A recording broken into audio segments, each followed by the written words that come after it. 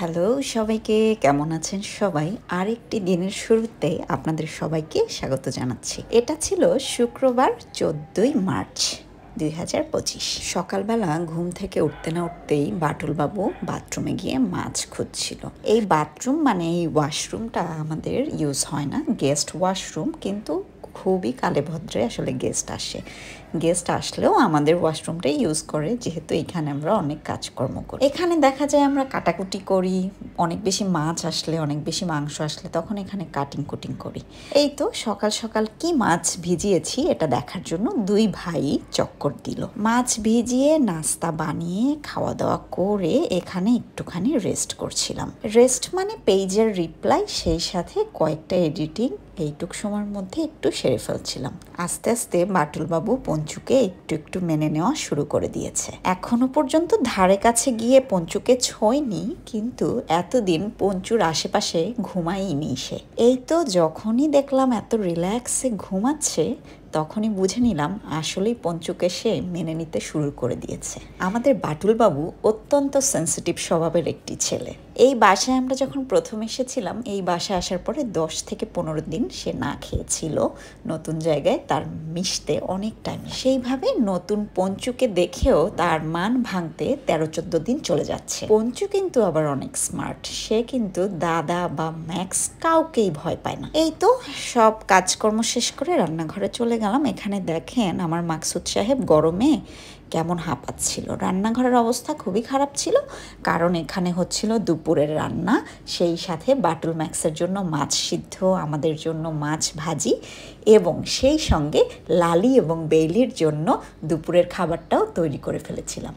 এই সমস্ত খাবার শেষ হলে একটুখানি মাংস রান্না করব, টমেটোর চাটনি করব, আর এখানে তো ভাতের চাল ভিজিয়ে নিয়েছি, একটু পরেই বসিয়ে দেব।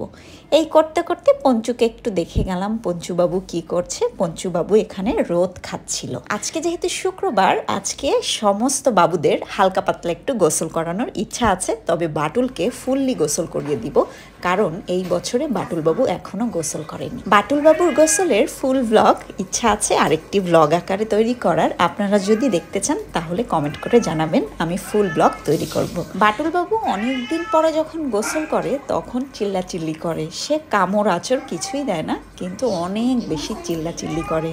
এই তো বাটুলবাবুর গোসল প্রায় শেষ, এবার চলে যাব পঞ্চুবাবুর দিকে। পঞ্চুবাবুকে হালকা করে মুছিয়ে নিয়েছি, এবারে তাকে গামছা দিয়ে জড়িয়ে ফেলেছি। এখন তাকে সুন্দর করে ড্রাই করে দিব, যেহেতু সে ছোট বেবি এখনো। এই তো গরম ড্রায়ার দিয়ে তাকে করে নিলাম সুন্দর করে ড্রাই। যতই দিন যাচ্ছে পঞ্চুবাবু হয়ে উঠছে প্রচণ্ড পরিমাণে পাকা এবং প্রচণ্ড পরিমাণে স্মার্ট একটি পাখি। বাচ্চাদের গোসল করানোর ফাঁকে মনে হলো লালি এবং বেলি ক্ষুধায় কষ্ট পাবে, তাই ওদেরকে আগে খাবারটা দিয়ে আসি। আর সেই সাথে দুজনকেই আজকে ফ্লির একটু ওষুধ দেওয়ার ইচ্ছা আছে। লালির তো গোসল হয়েছিল, যেই কারণে আসলে ওর ফ্লিটা অনেকটা কমে গিয়েছে, কিন্তু বেইলির এখনো গোসল হয়নি।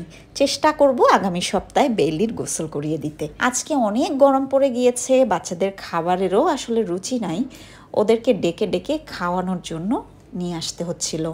এই তো লালিকে ডাক দেওয়ার পরে সে আস্তে আস্তে ঢুলতে ঢুলতে এখানে খাবারের কাছে চলে আসছে। এসে একটু সে বাচ্চাকে দেখলো, তারপরে খাবারের কাছে চলে গেল। লালি যেহেতু ব্যস্ত আছে, এখন আমি বেইলিকে বেল্টটা পরিয়ে দিব। লালি আবার বেল্ট দেখলে প্রচণ্ড ভয় পায় এবং অনেক দৌড়াদৌড়ি করে। ইদানিং তো বেল্টের ভয়ে ও আমার কাছেই আসতে চায় না। ও যেহেতু খাচ্ছে, আমি এই ফাঁকে বেইলিকে বেল্টটা পরিয়ে দেওয়ার চেষ্টা করছি। এই তো দেখেন বেলি আবার খুব ভালো, সে বেল্ট দেখে কোনো ধরনের ঝামেলা করে না, খুব সুন্দর করে শুয়ে পড়লো এবং আমি তাকে বেল্টটা পরিয়ে দিলাম। বেলি বাচ্চাটা আমাদের অনেক আদরের একটা বাচ্চা হয়ে উঠছে। ও ছোট থেকেই অনেক বেশি আদরের। ও যখন আমাদের দেখে হাতটা সামনের দিকে বাড়িয়ে দেয়, তখন মনে হয় অনেক অনেক বছরের পরিচিত একটা বাচ্চা আবার ফেরত এলো। আমার যখন 3 বছর বয়স, আমি তখন থেকে কুকুর পালন করি। আমার কেন জানি মনে হয় আমার পালন করা যত কুকুর আছে তার কোনো একটা আত্মা হয়তো ওর মধ্যে বাসা বেঁধেছে। সুদীর্ঘ পথ পাড়ি দিয়ে সে আমার কাছেই আসতে চায়। আর সত্যি কথা বলতে কি, একটা কুকুরের পারপাস, ওদের জীবনের পারপাস হচ্ছে ওর মালিকের কাছেই বারবার ফেরত আসা। এটা আমি মানি এবং পুরোপুরিভাবেই বিশ্বাস করি। এই তো লালি খাচ্ছিল, এই ফাঁকে ওকেও একটু ড্রপটা দিয়ে দিলাম।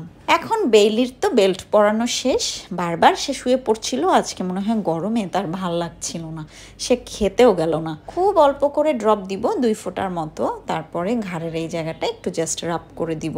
যদিও এটা আসলে স্কিনে লাগাটাও সেফ না, তারপরও যেহেতু লোমে থাকলে তো হয়তো কোনো না কোনোভাবে লালি ওকে চেটে দিতে পারে, যে কারণে আমি হাত দিয়ে রাব করে দিলাম। এখন বাসায় গিয়ে হাতটা সুন্দর করে ধুয়ে ফেললেই হবে। এবারে মাকসুদ সাহেব তো বাকি রয়েছে। আমাদের ম্যাক্সের হচ্ছে এখনো পর্যন্ত শরীর মোছানো হয়নি। বাসায় গিয়ে হাত মুখ সুন্দর করে ধুয়ে তারপরে মাকসুদ সাহেবকে আবারও মুছিয়ে দিতে হবে। বেইলির আগের বেল্টটা কে যেন চুরি করে খুলে নিয়ে গেছে। আমি গতকালকে একটা ভিডিও দেওয়ার কথা ছিল, কিন্তু ভুলবশত মানে মনে নেই, ভিডিওটা ইউটিউবে শেয়ার করা হয়নি এখনও। আমি আজকে চেষ্টা করব শেয়ার করে দিতে। এই তো মাকসুদ সাহেবকে সুন্দর করে গামছা ভিজিয়ে মুছিয়ে দিচ্ছিলাম। সে গরমে আসলে অনেক কষ্ট পাচ্ছে। তার লোম হালকা ট্রিম করে দিতে হবে, একটু সময় করে তার লোমটা নিয়ে আমাদেরকে বসতে হবে। সত্যি কথা বলতে কি, একটা পেট মমের শুক্রবারটা প্রচুর পরিমাণে কঠিন যায়। আমার তো আসলে বসারও সুযোগ থাকে না, খাওয়ারও সুযোগ থাকে না, তবুও এর মাঝখান দিয়ে সমস্ত কাজ করি, ভিডিও এডিটিং করি আপনাদের জন্য, যেন আমার বাচ্চারা কেমন আছে আপনারা যেন দেখতে পারেন। সন্ধ্যাবেলায় পঞ্চুকে নিয়ে একটু বাইরে যাওয়ার ইচ্ছা আছে, দেখি কতটুক হয়।